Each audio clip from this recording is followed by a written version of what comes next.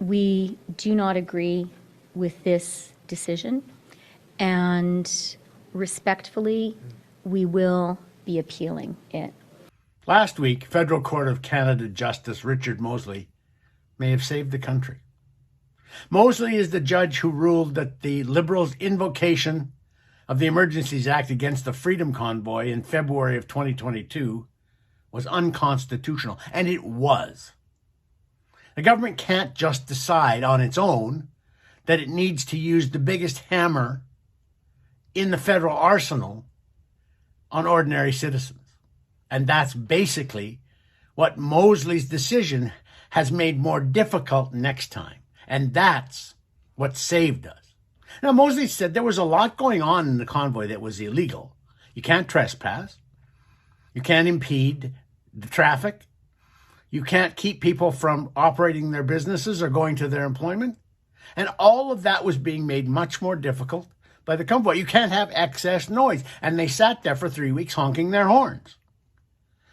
But Mosley said all of those can be dealt with by the local and provincial authorities. And the Emergencies Act specifically says Ottawa may not invoke the act unless the emergency is national.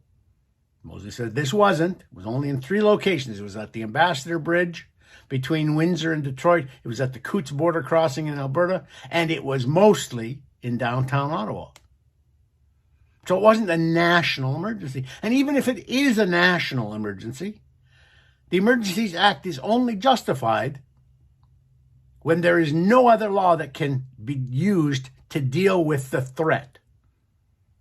When the provinces are incapable of dealing with it. So the federal government has to deal with it, and it doesn't have any other law in order to stop the threat to national security. Well, the protest in Ottawa never rose to that level. In Coots, in southern Alberta, there were 4 people arrested who had weapons and modified and explosive devices who said they might kill police officers, and that's awful. That's not a national emergency. It's not a threat to the national security. And so Mosley was right. The federal government used an elephant gun to kill a mosquito. Really bad, nasty batch of wasps and hornets, but they overused the Emergencies Act. And he's absolutely right about that. But how did that save the country? Because what it does is it tells future governments, and I hope it tells this government too, but this government doesn't listen to anything. I hope it tells future governments, though, that they are not above the law. When they get into an inconvenient position, which is politically damaging to them, they can't suspend civil rights across the country. They can't invoke the Emergencies Act. They can't freeze people's bank accounts just because that's easier for them. On the morning of the invocation of the Emergencies Act in February 14th, 2022, the RCMP said, look, we haven't tried all the police actions yet that might end this blockade. That in itself should have told the government they didn't have the constitutional authority to go ahead with the Emergencies Act. The premiers in a conference call before the Emergencies Act was invoked said, no, Mr. Prime Minister, I don't think you need the Emergencies Act. We should be dealing with this at the local or provincial level. That's what made this unconstitutional.